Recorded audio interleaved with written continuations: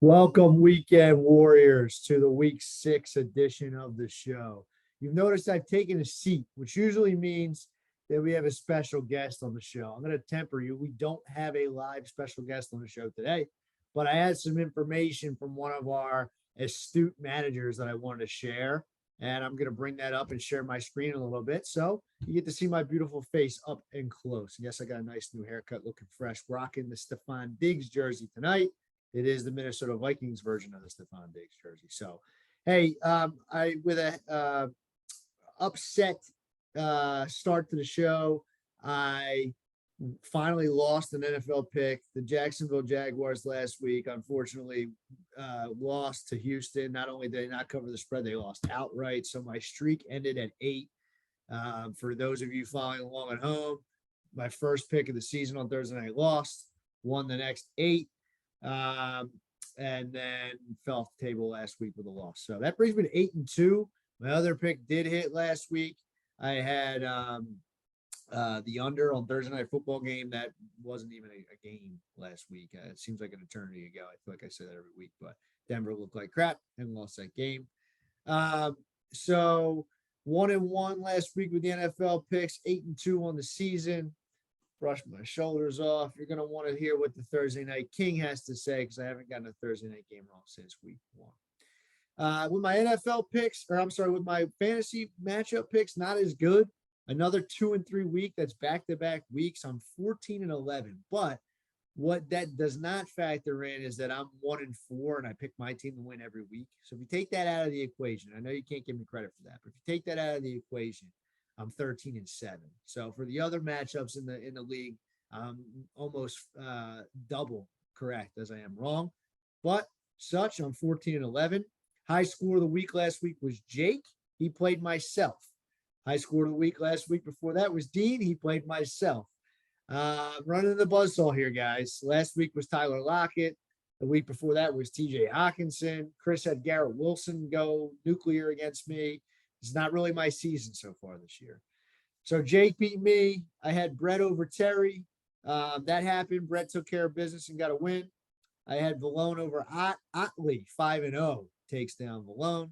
And it did not go well for the teams that guaranteed a victory last week. Kev, on record, guaranteed a victory.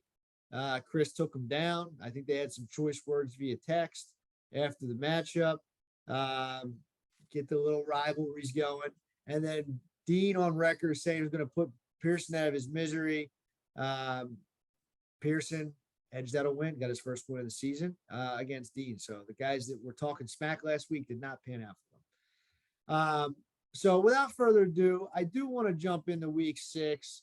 What I am going to give right now is my NFL Thursday night pick because this pod's getting out a little late. I don't want you to have to wait till the end of the show to get your pick in.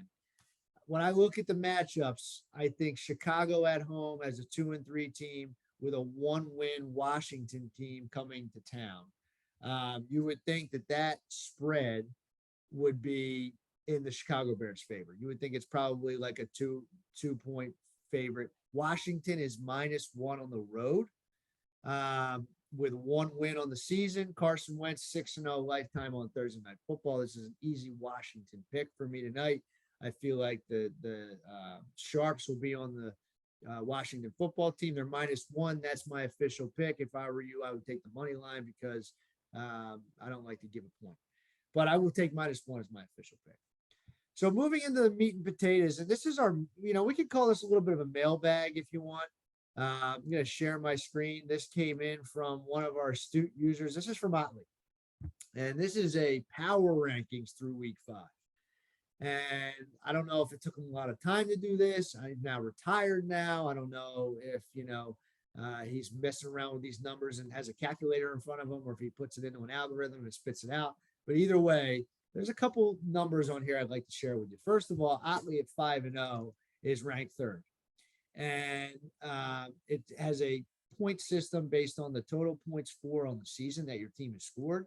This breakdown here is a breakdown of how you would fare against the rest of the league if you played every team so far every week, what your record would be. So, no surprise, Valone and Chris, Valone most points in the league. He's at 3-2. So Chris, second most points in the league, better record. And Chris actually has a worse record here against the rest of the league. So they're both 27. They're strong. And, if Malone had an extra win, he'd obviously leapfrog Chris, but they're tied here for the power rankings number one. So it's interesting. Malone with 2 losses is ahead of Otley. What does that tell you? Otley has benefited from his schedule so far. He's done enough to win.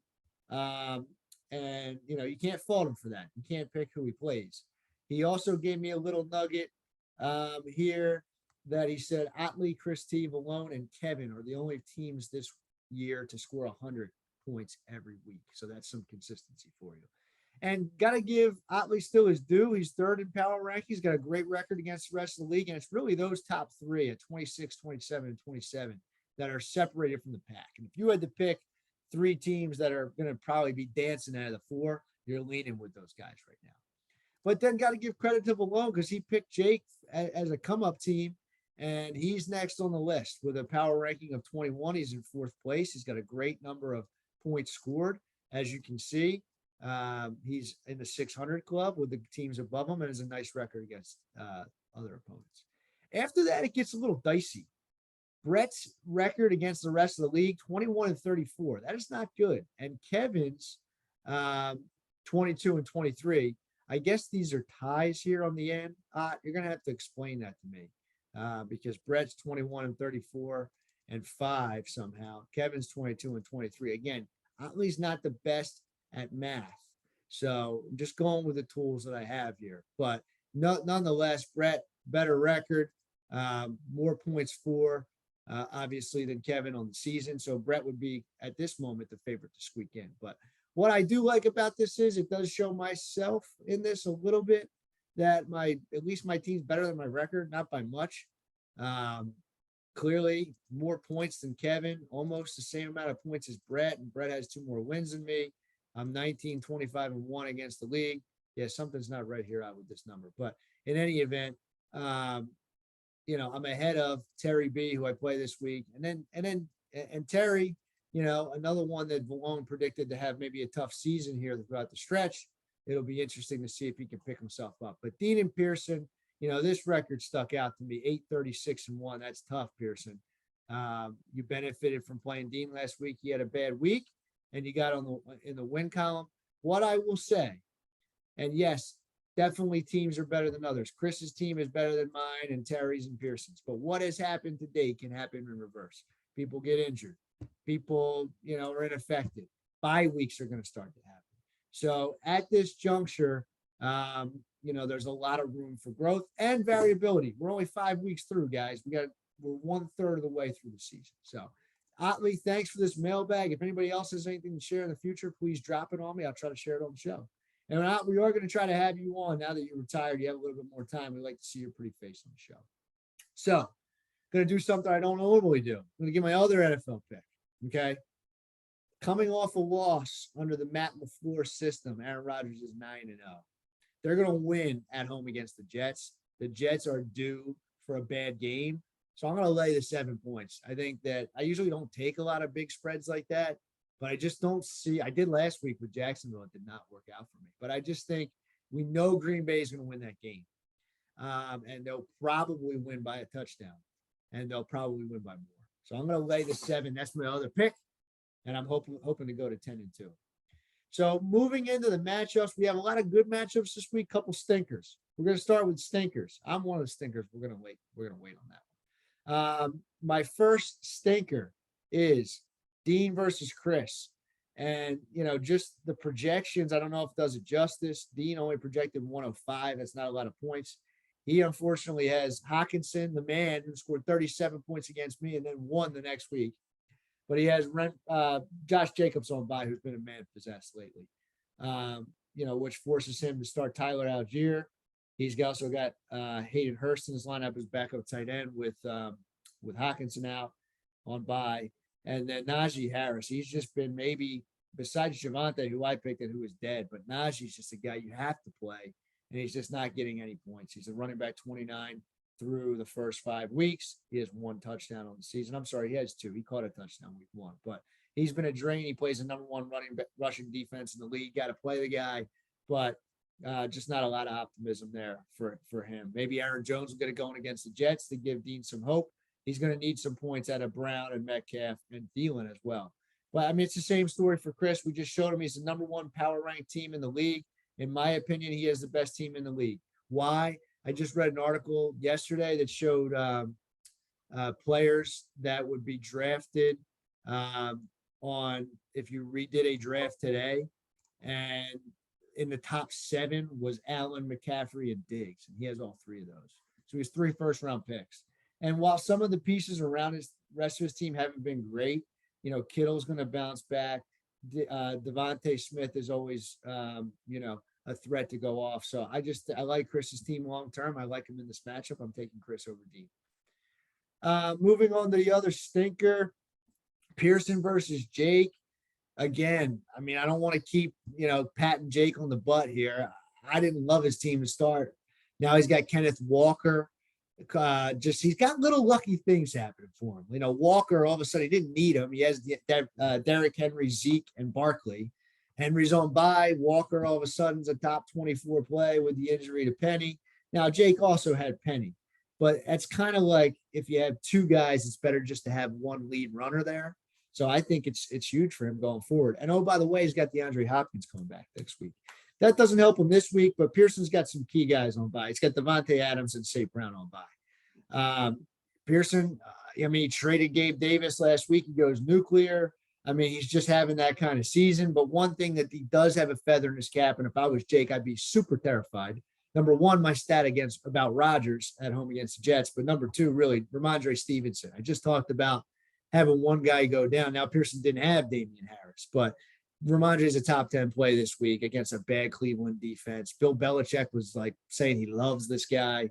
He's a great running back, but I mean, his receivers, Pearson's very weak at receiver. Curtis Samuel, Jerry Jeudy, and Rondale Moore. That's pretty bad. I'm not going to lie. So, I mean, Jake's definitely still got the advantage. I have to take Jake in this matchup. But Pearson, last week, he played my dad after my dad played me, and my dad laid an egg. Jake went off against me last week. Maybe it's time for Jake to lay an egg. I don't know, but I'm still taking Pearson here. I'm sorry. Ooh, that was scary. I'm taking Jake over Pearson in week 6. Moving on to the next matchup. Now they're getting a little spicier here. This is making sure I don't have the matchup of the week wrong. Now it's Kevin and Otley. This is not the matchup of the week, and it's a 2-3 team versus a 5-0 team. And it's funny. Otley texted me, I don't like my team this week. I'm going to rest some guys, wink and a nod. I think Kevin's got the advantage. Now, I don't know. I might be playing possum. He might have seen some guys on the show come on and say some stupid stuff and get some bad karma, but I will agree. We just talked about Pearson's wide receivers. Otley's got Higgins, Ayuk, and he picked up my trash, Elijah Moore. Guy's on the all cardio team. He's out there running sprints. And Otley paid a 5 spot for him. That's how desperate he is at wide receiver. Bateman's still injured, and Higgins is injured. So he's bottom of the barrel. His receivers are worse than Pearson somehow this week. But he does have Dalvin Cook, Leonard Fournette, and Mostert, who all of a sudden, I mean, he'll get hurt any minute probably, but he's good for now. So, and listen, Kev, he made a good trade. Somehow everybody, I think the majority of the people thought Pearson won that trade. I mean, not to say Gabe Davis is going to go off again like that, but against the Chiefs in a dream matchup, you got Chase, who has not been great, but he's going to be just fine. And Dobbins is really coming around now as, you know, a good play every week. So Chubb, Breece Hall, Dobbins, and Clyde Edwards-Helaire on the bench to boot. That's his running backs. They look a little bit better than mine. And if I had anything to trade, I'd probably hit up Kev. George Pickens, baby. He's getting better and better. Hit me up. He's available for trade. Geno Smith on the waiver wire, $0 bid for Kev. Maybe he'll be his answer at quarterback. I'm taking Kevin in the upset versus Otley in this week. I think Otley's team is good. I don't think it's 5-0 material, and I think he faces his first defeat this week. And that brings me to the matchup of the week. I got Valone and Brett as the matchup of the week. Both teams sitting at 3-2. Both teams pretty solid. Valone's team obviously power ranked a lot higher. And let's look at that. I mean, we talk about it every week, but key guys, Eckler was looking like Eckler. Mahomes, maybe one of the steals of the draft. Debo coming around. What's interesting about this matchup, Valone has Waddle and Brett has Tyreek Hill, and they got that weird quarterback plan. I don't know what that team's doing. They're just terrified a guy's going to get concussed. So I get it. But that's going to be interesting. Another interesting piece for Brett will be if Jonathan Taylor plays. He practiced today. I think he will. Jalen Hurts facing his toughest defensive test to date. I think there was some trade rumors I've heard from Brett and Kevin. Kevin saying Brett overvaluing his team a little bit. Whatever, a little bit more drama to add.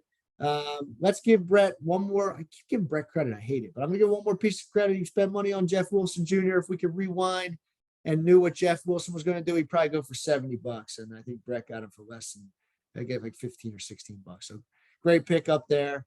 It's just a little tough for me. I got to see what I have written down because I do think Hurts is going to have a tough week, but Jonathan Taylor should have a bounce back week. I have been picking a Valone a lot lately. Hollywood Brown at Seattle. Boy, that's a good matchup. Zach Ertz at Seattle. I'm going to go Valone. I don't even know if that's what I have written down. I do have Valone over Brett. I'm going to stick with that. Plus, that's better for me. I want Valone, Chris, and Otley. You guys keep winning. Actually, I want you to beat Kevin. I'm still picking Kevin, but for these 1 and 4 teams to have a shot, or these 2 and 3 teams to have a shot, we need the middle to stay muddy, so to speak. And that brings me to my matchup versus Terry, and I'm terrified about this matchup, mostly because Terry's been bad, and he's probably due to go off, just like every team has been going off against me. Look, it's just that kind of year. I'm not complaining. I'm keeping my head up.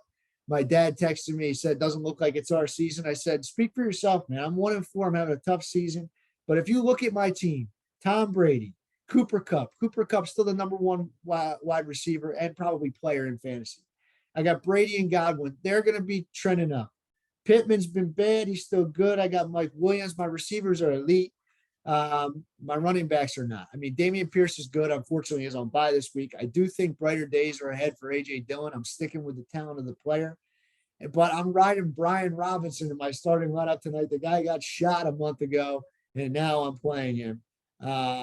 We'll see what happens. I'm actually expecting a big night for him. I think Washington's going to win. I was on record. You can ask Brett. I said it to him 2 weeks ago, and I said I forgot to mention on the show. I thought that Antonio Gibson, my projection was he's going to be a healthy scratch, and Robinson was going to be the starter this week. He is the starter. Gibson's not a healthy scratch yet, but I think that's coming in weeks to come. I think Robinson could have a big night tonight. I need him to. I got to be optimistic about it because Terry's got David Montgomery tonight. If Robinson can somehow tie Montgomery, that's another player, Ty Montgomery. I have a chance, but ETN's turning the corner. He's still got Justin Jefferson.